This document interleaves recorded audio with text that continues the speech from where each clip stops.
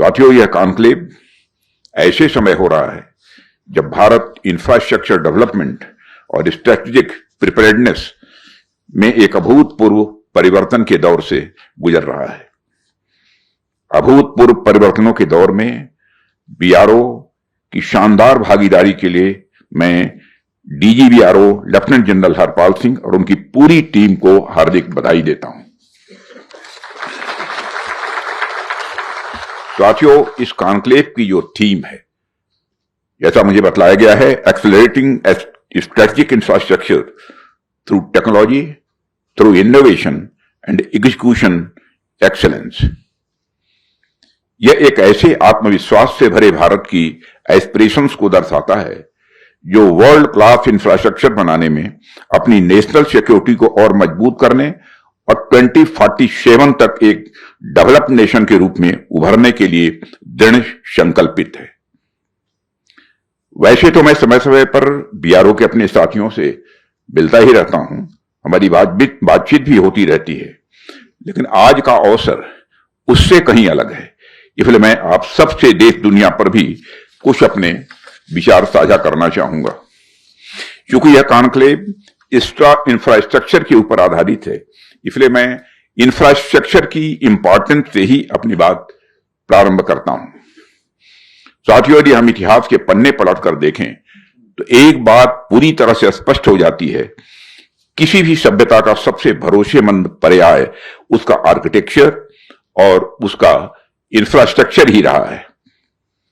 प्राचीन भारत के उत्तरापथ और दक्षिणापथ से लेकर शेर शाह सूरी की सड़के आजम तक, या फिर दुनिया की हर महान सभ्यता के भव्य निर्माणों तक आप देखेंगे तो पाएंगे कि इतिहास सभ्यताओं को आज भी बहुत हद तक उनके बनाए रोड्स, ब्रिजेज और इंफ्रास्ट्रक्चर प्रोजेक्ट्स के कारण ही उन्हें जानता है। यही कारण है कि इंफ्रास्ट्रक्चर को केवल डेवलपमेंट के एक फैक्टर के रूप में नहीं, बल्कि डेवलपमेंट के एक सिनोनिम के रूप में देखा जाता है।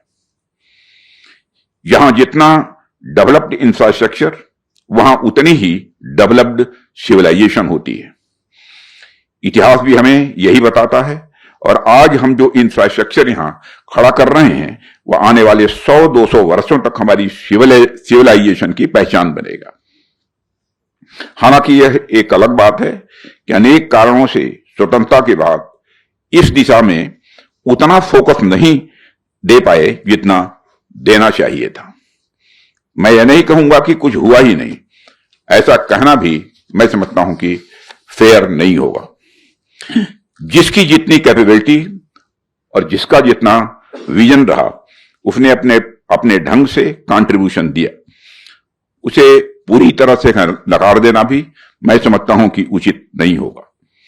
लेकिन इतना अवश्य कहा जा सकता है कि हमारी कैपेबिलिटी और हमारी रिक्वायरमेंट दोनों के अनुपात में जितना फोकस दिया जाना चाहिए था उतना नहीं दिया गया।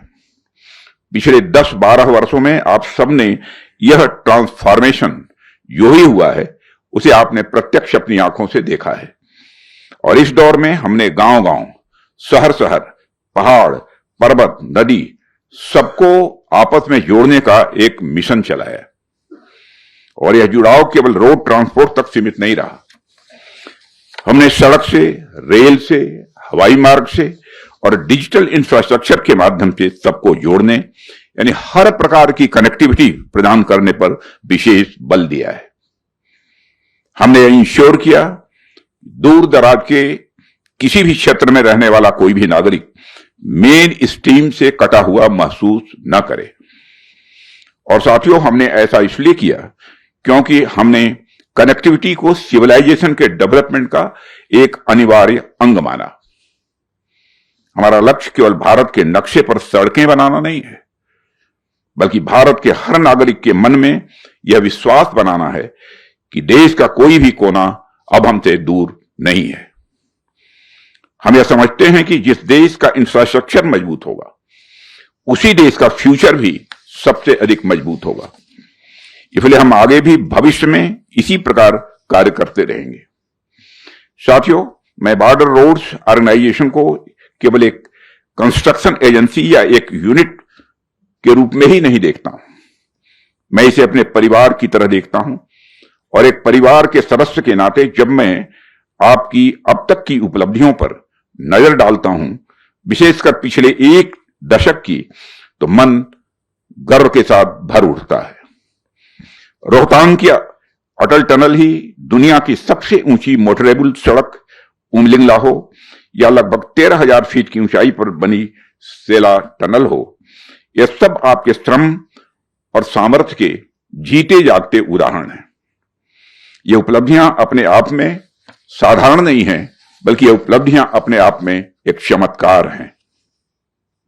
लेकिन इन सब के पीछे आपका श्रम, आपका समर्पण और मेहनत के बराबर जो बात मैं सबसे महत्वपूर्ण मानता हूं, वह है आप लोगों द्वारा टेक्नोलॉजी का कंटिन्यूअस एडॉप्टेशन। टेक्नोलॉजी के एडॉप्टेशन के मामले में बीआरओ को अग्रिम पंक्ति का मैं एक संगठन मानता हूं। जैसे आप देखिए कि दुनिया की सबसे ऊंची मेट्रोरेबल सड़क बनाने के लिए एक विशेष प्रकार की टेक्नोलॉजी चाहिए, एक अलग प्रोसेस चाहिए, एक अलग टेक्निक भी चाहिए, लेकिन आपने हर तरीके से इन टेक्निक्स को एडॉप्ट किया है। और इसी तरह टनलिंग टेक्नोलॉजी का उदाहरण लीजिए। शहरों में मेट्रो कंस्ट्रक्शन से लेकर पहाड़ों में हाईवेज कंस्ट्रक्शन तक इस टनलिंग टेक्नोलॉजी ने जो रिवॉल्यूशन ला दी है, वह अपने आप में बेमिसाल है।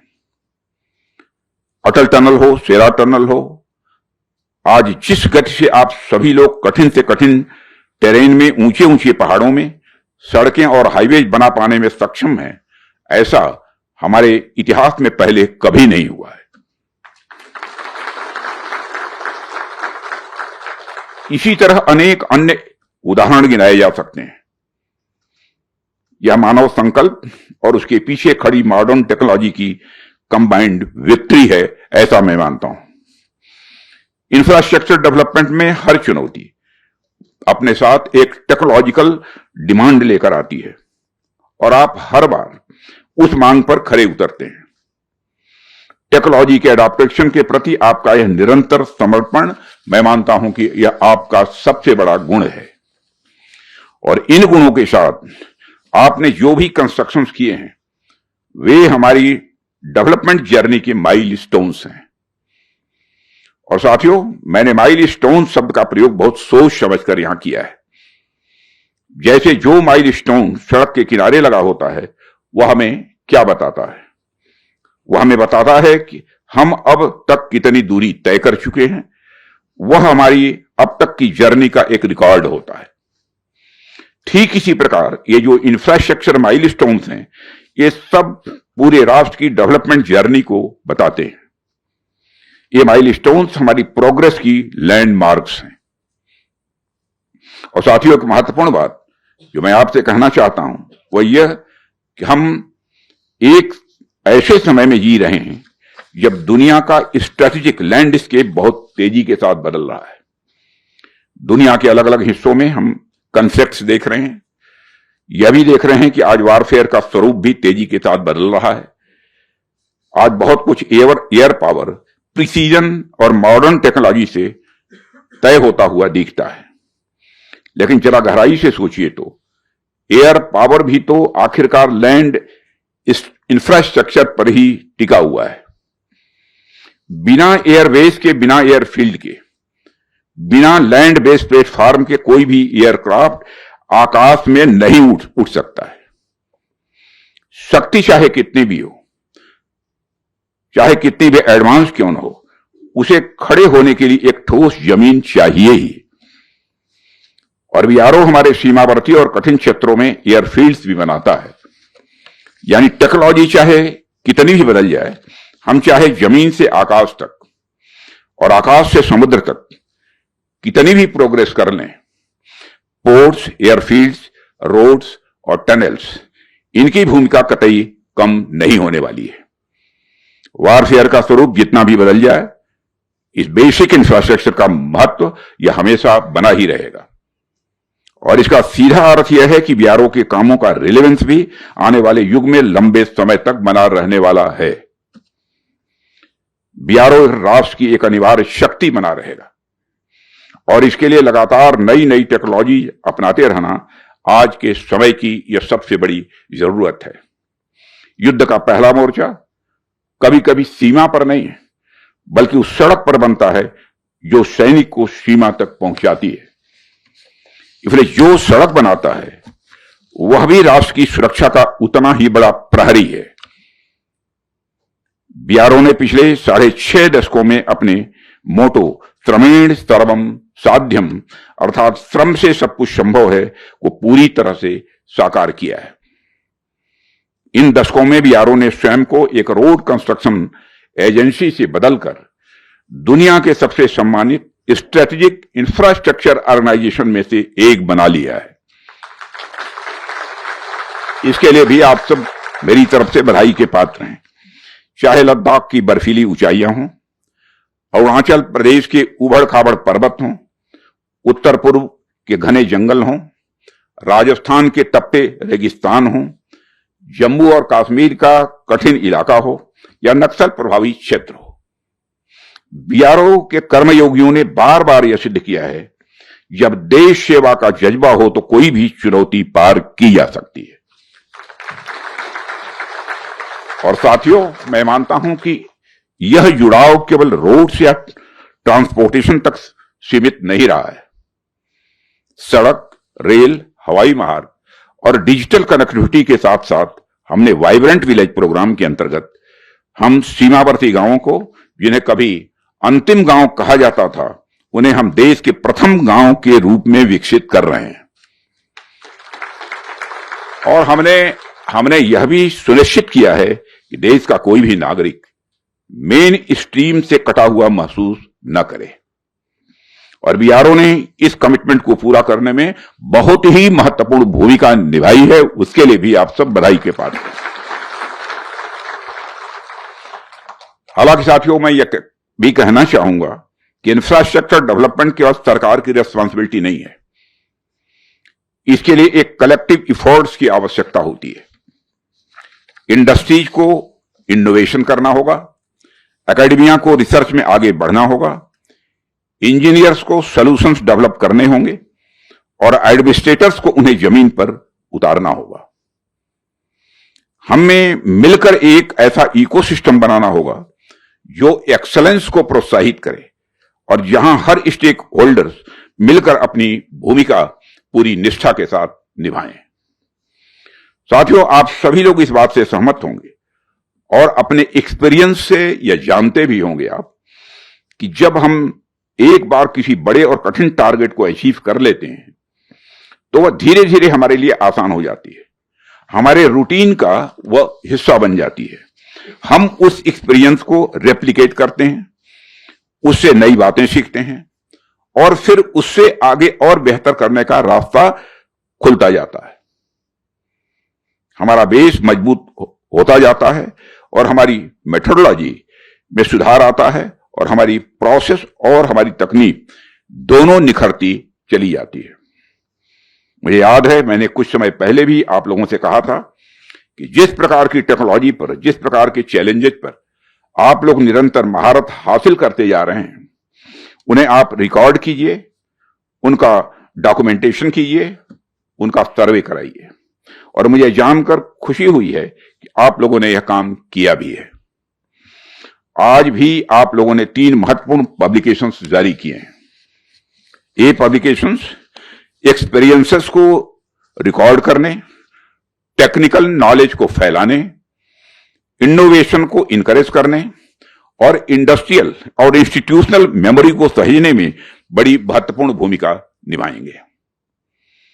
साथियों, लेकिन मैं चाहता हूं कि यह नॉलेज शेयरिंग यहीं न रुके।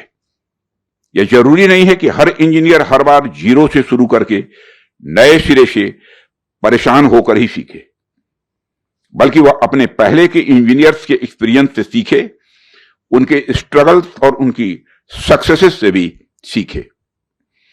मेरा सजेशन है कि इस नॉलेज को हमारे ट्रेनिंग इंस्टीट्यूट तक ले जाए ताकि नए रिजल्ट्स और रिसर्चर्स इससे नई चीजें सीख सकें। और मुझे विश्वास है कि आप इस दिशा में निश्चित रूप से कदम उठाएंगे ही। इसलिए मैं कॉन्क्लेव में उपस्थित आप सभी लोगों से अपील करता हूं कि आप ओपन और कंस्ट्रक्टिव डिस्कशन कीजिए, जिससे हम ईमानदारी से चैलेंजेस और बॉटलनेक्स की पहचान करें और दुनिया भर की बेस्ट प्रैक्टिसेस की बारीकी से जांच करें और ट्रेडिशनल थिंकिंग को चुनौती दें और ऐसे प्रैक्टिकल सजेशन तैयार करें जिन्हें वास्तव में ग्राउंड लेवल पर लागू किया जा सके। हमारा प्रयास हो कि हम ऐसा भारत बनाएं जहां केवल सीमाएं ही सुरक्षित न हों, बल्कि सबसे जुड़ी हुई हों, जहां विकास और राष्ट्रीय सुरक्षा का एक ही मार्ग पर एक साथ चलें, जहां हर निर्माण राष्ट्र निर्माण का पर्याय बन जाए।